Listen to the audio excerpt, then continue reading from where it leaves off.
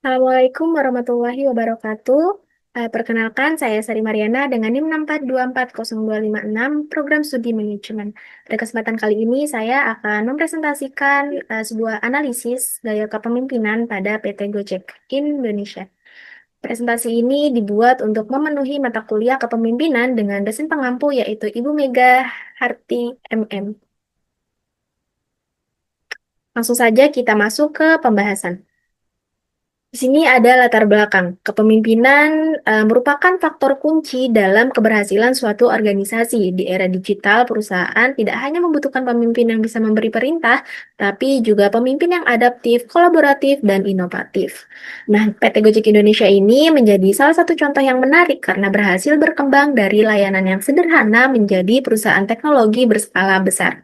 Oleh karena itu, penelitian ini bertujuan untuk mengkaji bagaimana gaya kepemimpinan di PT Gojek Indonesia ini mempengaruhi inovasi dan kinerja perusahaan. Selanjutnya, tujuan penelitian ini meliputi tiga hal utama ya. Yang pertama yaitu mengidentifikasi tipe dan gaya kepemimpinan yang diterapkan di PT Gojek Indonesia. Yang kedua, menganalisis pengaruh gaya kepemimpinan terhadap budaya kerja dan kinerja karyawan. Dan yang terakhir, mengevaluasi kelebihan dan kekurangan gaya kepemimpinan tersebut sebagai dasar rekomendasi pengembangan. Next, di sini ada konsep dasar kepemimpinan. Apa sih kepemimpinan itu? Di sini kepemimpinan didefinisikan sebagai kemampuan mempengaruhi dan menggerakkan orang lain, yang artinya kepemimpinan tidak hanya soal jabatan, tetapi tentang bagaimana kemampuan seseorang membuat orang lain mau bergerak untuk menuju tujuan yang sama. Pemimpin di sini juga memiliki peran dalam mengambil keputusan, perencanaan strategis, serta pembentukan budaya kerja. Nah, di era modern, pemimpin harus fleksibel, adaptif, dan mampu mengelola aspek emosional serta sosial. Selanjutnya di sini ada profil PT Gojek Indonesia. Nah, PT Gojek Indonesia ini berdiri pada tahun 2010 yang awalnya hanya sebagai layanan pemesanan ojek. Namun, kini Gojek telah berevolusi menjadi super apps dengan berbagai layanannya, yaitu berupa transportasi, pembayaran digital, pengiriman, serta kuliner. Nah, Gojek juga menjadi unicorn pertama di Indonesia dan melakukan merger dengan Tokopedia hingga membentuk suatu grup yang bernama Goto Group. Kemudian ada tiga pilar utama Gojek. Yang pertama yaitu kecepatan, yang kedua inovasi, dan yang terakhir yaitu dampak sosial. Ini menjadi fondasi kepemimpinan di perusahaan Gojek ini sendiri.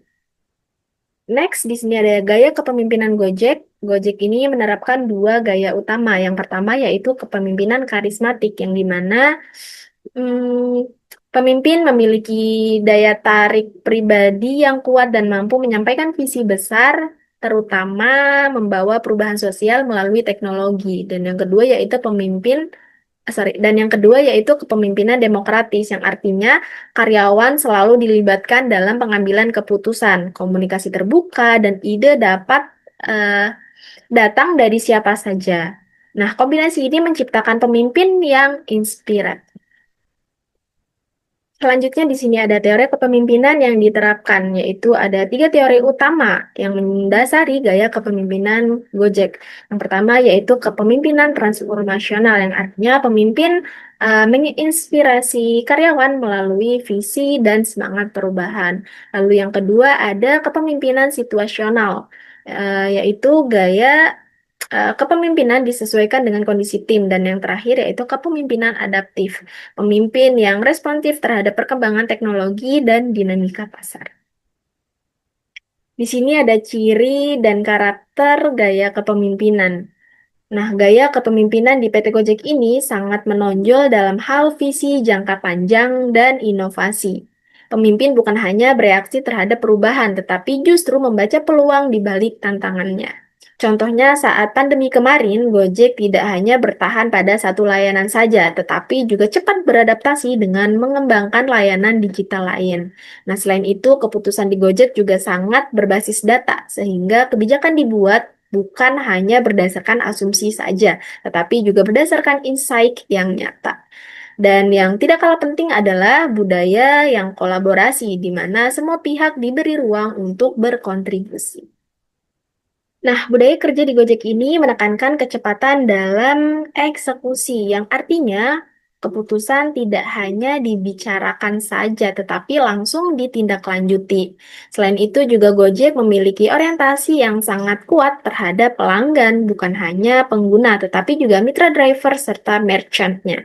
Nah, inovasi ini juga tidak dilakukan dalam skala kecil, melainkan didorong untuk berdampak luas dan sistematis. Nah, kelebihan Gojek ini terletak pada kepemimpinan yang visioner dan fleksibel sehingga perusahaan bisa terus berkembang.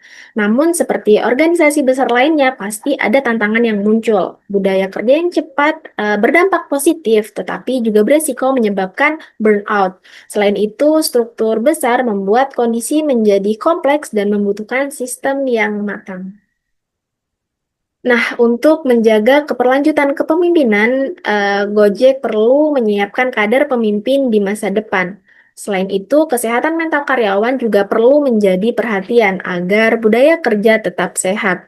Dan yang terakhir, kolaborasi antar departemen perlu diperkuat agar tidak terjadi sekat atau batasan koordinasi dalam organisasi.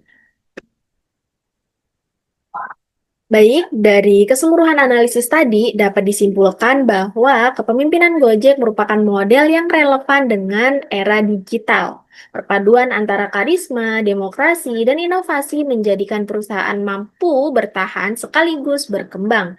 Tidak hanya berdampak secara bisnis, tetapi juga memberikan pengaruh sosial yang luas bagi masyarakat. Oke, demikian presentasi dari saya. Terima kasih atas perhatiannya. Wassalamualaikum warahmatullahi wabarakatuh. Bye-bye.